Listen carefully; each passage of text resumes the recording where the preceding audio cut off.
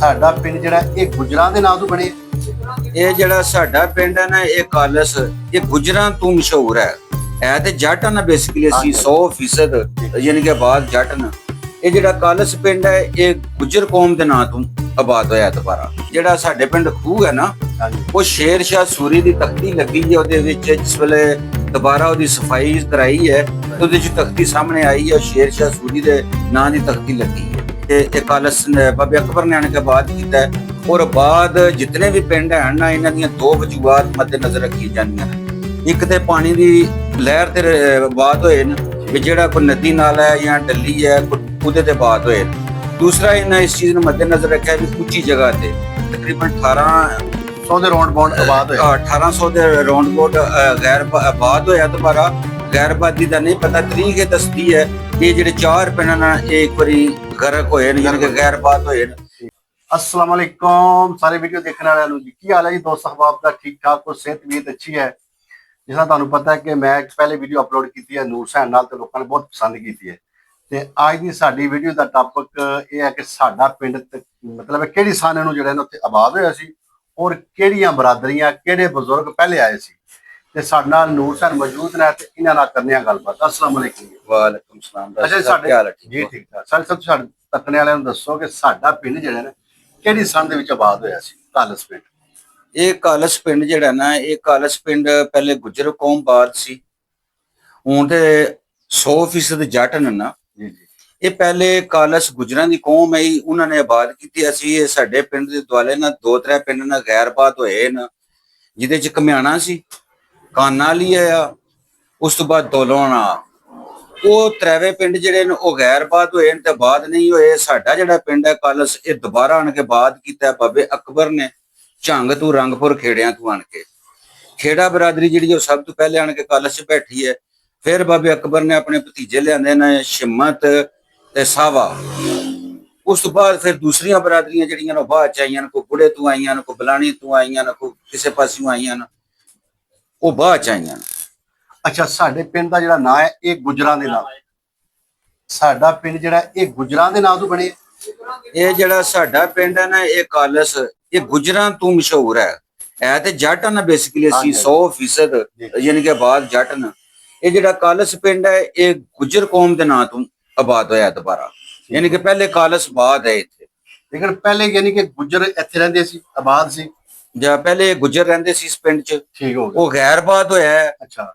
ਤੇ ਉਸ ਤੋਂ ਬਾਅਦ ਜਾ ਕੇ ਤੇ ਇਹ ਯਾਨੀ ਕਿ ਇਹ ਕਾਲਸ ਬਾਬੇ ਅਕਬਰ ਨੇ ਆਣ ਕੇ ਆਬਾਦ ਕੀਤਾ ਹੈ। ਔਰ ਬਾਅਦ ਜਿਤਨੇ ਵੀ ਪਿੰਡ ਹਨ ਨਾ, ਇਹਨਾਂ ਦੀਆਂ ਦੋ ਵਜੂਹਾਤ ਮੱਦੇ ਨਜ਼ਰ ਰੱਖੀ ਜਾਂਦੀਆਂ ਨੇ। ਇੱਕ ਤੇ ਪਾਣੀ ਦੀ ਲਹਿਰ ਤੇ ਆਬਾਦ ਹੋਏ ਨੇ, ਵੀ ਜਿਹੜਾ ਕੋਈ ਨਦੀ ਨਾਲਾ ਹੈ ਜਾਂ ਡੱਲੀ ਹੈ ਉਹਦੇ ਤੇ ਆਬਾਦ ਹੋਏ ਨੇ। ਦੂਸਰਾ ਇਹਨਾਂ ਇਸ ਚੀਜ਼ ਨੂੰ ਮੱਦੇ ਨਜ਼ਰ ਰੱਖਿਆ ਵੀ ਉੱਚੀ ਜਗ੍ਹਾ ਤੇ। ਹੁਣ ਦੇਖ ਲਓ ਕਿ ਜਿੰਨੇ ਵੀ ਪਿੰਡ ਹੋਣ ਤੇ ਡੱਲੀ ਦੇ ਦੰਦੇ ਤੇ ਹੋਣ ਦੇ, ਨਾਲੇ ਦੇ ਦੰਦੇ ਤੇ ਹੋਣ ਦੇ ਤੇ ਔਰ ਬੁਲੰਦ ਜਗ੍ਹਾ ਤੇ ਹੋਣ ਦੇ। ਅੱਛਾ, ਸਾਡਾ ਪਿੰਡ ਜਿਹੜਾ ਕਾਲਸ ਹੈ ਇਹ ਪਹਿਲੇ ਮਤਲਬ ਇਹਦਾ ਇਹ ਨੁਕਸਾਨ ਹੋ ਗਿਆ ਸੀ ਮਤਲਬ ਇਹਦੇ ਚ ਕੋਈ ਜੰਗ ਸ਼ੰਗ ਹੋਈ ਸੀ ਜਾਂ ਕੋਈ ਇਹੋ ਜਿਹਾ ਮਸਲਾ ਆਇਆ ਸੀ ਕਿ ਗੁੱਜਰ ਚਲੇ ਗਈ ਸੀ? ਇਹਦੀ ਕੋਈ ਤਾਰੀਖ ਦਾ ਪਤਾ ਹੈ? ਇਹਦੀ ਕੋਈ ਤਾਰੀਖ ਤਾਂ ਨਹੀਂ ਲਮਾ ਹੈ। ਅੱਛਾ। ਵੀ ਕਦੋਂ ਗੈਰ ਆਬਾਦ ਹੋਇਆ? ਇਹ ਤਕਰੀਬਨ 1800 ਦੇ ਰੌਂਡ ਬੌਂਡ ਆਬਾਦ ਹੋਇਆ। 1800 ਦੇ ਰੌਂਡ ਬੌਂਡ ਗੈਰ ਆਬਾਦ ਹੋਇਆ ਦੁਬਾਰਾ।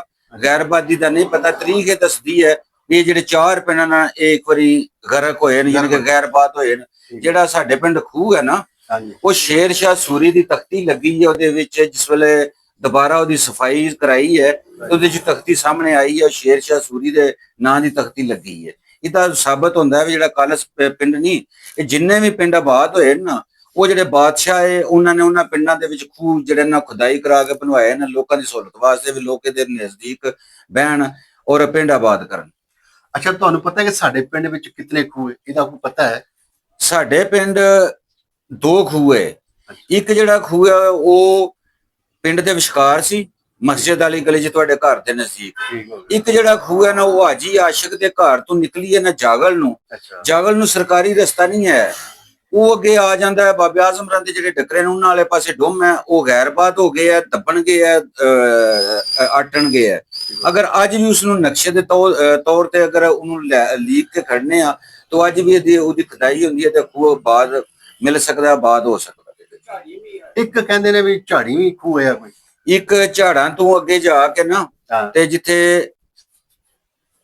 ਚਾਚੇ ਮੌਲਾ ਦਾਦਰਾਂ ਦੇ ਘਰ ਨਾ ਉਸ ਤੋਂ ਅੱਗੇ ਹੋ ਕੇ ਦੋ ਰਸਤੇ ਹੁੰਦੇ ਨੇ। ਸਰਕਾਰੀ ਰਸਤਾ ਉਹਨਾਂ ਦੇ ਰਿਆਜ਼ਰਾਂ ਦੇ ਨੰਬਰ ਤੱਕ ਜਾਂਦਾ ਹੈ, ਉੱਥੇ ਖੂਹ ਸੀ, ਅੱਗੇ ਸਰਕਾਰੀ ਰਸਤਾ ਨਹੀਂ, ਯਾਨੀ ਕਿ ਉਹ ਜਿਹੜੇ ਰਸਤੇ ਨਾ ਇਹ ਝਾੜਾਂ ਵਾਲਾ ਰਸਤਾ ਔਰ ਜਾਗਲਾਂ ਵਾਲਾ ਇਹ ਖੂਹਾਂ ਤੱਕ ਜਾਂਦੇ ਨੇ। ਅੱਛਾ ਅੱਛਾ। ਜਿਹੜਾ ਸਰਕਾਰੀ ਰਸਤੇ ਨੇ ਪ੍ਰਾਪਰ ਪਿੰਡਾਂ ਨੂੰ ਜਾਂਦੇ ਨੇ, ਉਹ ਇੱਕ ਨਾਗੜੀਆਂ ਨੂੰ ਜਾਂਦਾ ਰਸਤਾ, ਇੱਕ ਵੱਡੇ ਸਾਣ ਨੂੰ ਜਾਂਦਾ, ਇੱਕ ਦਲਾਵਰਪੁਰ ਨੂੰ ਜਾਂਦਾ। ਜਾਗਲ ਦਾ ਵੀ ਪ੍ਰਾਪਰ ਰਸਤਾ ਨਹੀਂ ਹੈ ਤੇ ਝਾੜਾਂ ਵਾਲਾ ਜਿਹੜਾ ਰਸਤਾ ਉਹ ਵੀ ਪ੍ਰਾਪਰ ਨਹੀਂ, ਉਹ ਸਿਰਫ ਖੂਹਾਂ ਤੱਕ ਬਾਦ ਨੇ। ਅੱਛਾ, ਸਾਡੇ ਪਿੰਡ ਇਸ ਵੇਲੇ ਕਿਤਨੀਆਂ ਬਰਾਦਰੀਆਂ ਬਾਦ? ਸਾਡੇ ਪਿੰਡ ਇਸ ਵਕਤ ਮੁਗਲ, ਭੱਟੀ, ਖੈੜ ਇਹ ਤਿੰਨ ਹੀ ਬਰਾਦਰੀਆਂ ਬਾਦ ਨੇ। ਠੀਕ ਹੋ ਗਿਆ। ਠੀਕ ਹੈ। ਜਿਹੜੇ ਖੈੜ ਨੇ ਉਹ ਤਿੰਨਾਂ ਬਰਾਦਰੀਆਂ 'ਚ ਵੰਡਣ ਹੋਏ, ਤਕਸੀਮ ਹੋਏ। ਠੀਕ ਹੋ ਗਿਆ। ਜਿਹੜੇ ਮੁਗਲ ਨੇ ਉਹ ਸਾਡਾ ਇੱਕੋ ਹੀ ਖਾਨਦਾਨ ਹੈ, ਯਾਨੀ ਕਿ ਇੱਕੋ ਸਾਡਾ ਵਡੇਰਾ ਹੈ, ਮੁਹੰਮਦ ਅਲੀ ਆਇਆ ਸੀ ਕਾਲਸੀ। ਠੀਕ ਹੋ ਗਿਆ। ਜਿਹੜੇ ਭੱਟੀ ਨੇ ਉਹ ਉਹਨਾਂ ਦਾ ਇੱਕੋ, ਯਾਨੀ ਕਿ ਜਿਹੜੇ ਖੈੜ ਨੇ ਉਹਨਾਂ ਦੇ ਇਹ ਅਕਸਰੀਅਤ ਖੈੜਾਂ ਦੀ ਹੈ, ਅੱਛਾ, ਮਗਰ ਉਹ ਅਲੱਗ-ਅਲੱਗ ਬਰਾਦਰੀਆਂ ਦੇ ਨੇ, ਇਹ ਖੈੜ ਹੀ ਨੇ। ਠੀਕ ਹੋ ਗਿਆ। मतलब है खैर ने लेकिन मुख्तलिफ जगह तो आए। मुख्तलिफ जगह तो आए। ठीक हो गया। तकरीबन साडे पिंड 5 की बरादरियां बाद ना, लेकिन है सारियां जट ने। सारियां जट ने। पिंड कोई साडा अजाल जट है, कोई खैड़ जट है, कोई मुगल जट है, कोई भट्टी जट है, ਇਹ ਸਾਰੇ बेसिकली जट ने। अच्छा, साडे पिंड दा रकबा कितना सी?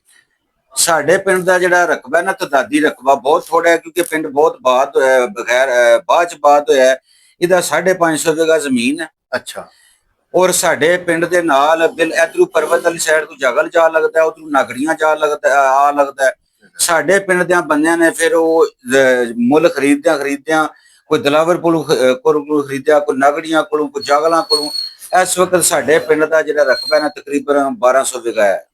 ठीक होगा। 500 550 ਵੇਗੇ ਅਸੀਂ ਮਾਲਕ ਹੈ। ਮਾਲਕ ਹੈ। 5 600 700 ਵੇਗਾ ਅਸੀਂ ਖਰੀਦਿਆ, ਮੁੱਲ ਖਰੀਦਣ ਆਇਆ ਜਿਹੜਾ ਮੁੱਲ ਖਰੀਦਿਆ। ਜਾ ਸਾਡਾ ਜਿਹੜਾ ਕਬਰਸਤਾਨ ਹੈ ਉਹਦੇ ਨਾਲ ਚੜਦੇ ਵਾਲੇ ਬੰਨੇ ਤੇ ਨਾਗੜੀਆਂ ਆ ਜਾਂਦਾ ਹੈ। ਜਿਹੜਾ ਬਾਬੇ ਅਸਲਮ ਹਵਾਲਦਾਰਾਂ ਦਾ ਡੇਰਾ ਹੈ ਉਹ ਨਾਗੜੀਆਂ 'ਚ। ਠੀਕ ਹੋ ਗਿਆ। ਜਾ ਲਓ ਜੀ, ਅਸੀਂ ਸਾਡੇ ਨਾਲ ਨੂਰ ਸੈਨ ਤੇ ਅਸੀਂ ਆਪਣੇ ਪਿੰਡ ਦੇ ਵਾਲੇ ਨਾਲ, ਕਿ ਸਾਡਾ ਪਿੰਡ ਕਿਦੋਂ ਬਾਅਦ ਹੋਇਆ ਸੀ ਔਰ ਸਾਡੇ ਪਿੰਡ ਦੇ ਵਿੱਚ ਕਿਤਨੀਆਂ ਬਰਾਦਰੀਆਂ ਨੇ ਔਰ ਸਾਡਾ ਪਿੰਡ ਕਾਲਸ ਕਿਹੜੀ ਕੌਮ ਦੇ ਨਾਂ ਤੋਂ ਹੈ ਔਰ ਸਾਡੇ ਪਿੰਡ ਦੇ ਵਿੱਚ ਖੂਹ ਕਿਤਨੇ ਸੀ। ਇਹ ਤਿੰਨ ਸਾਡੇ ਮੌਜੂ ਸੀ ਜੀ ਅੱਜ ਦੇ। ਅਗਰ ਕੋਈ ਚੀਜ਼ ਰਹਿ ਗਈ ਹੋਵੇ ਤੇ ਉਹ ਜਨਾਬ ਤੁਸੀਂ ਕਮੈਂਟ ਕਰਕੇ ਸਾਨੂੰ ਜ਼ਰੂਰ ਦੱਸ ਸਕਦੇ ਹੋ। ਠੀਕ ਹੈ ਜੀ। ਵੀਡੀਓ ਦੇਖਣ ਦਾ ਬਹੁਤ ਸ਼ੁਕਰੀਆ। अस्सलाम वालेकुम।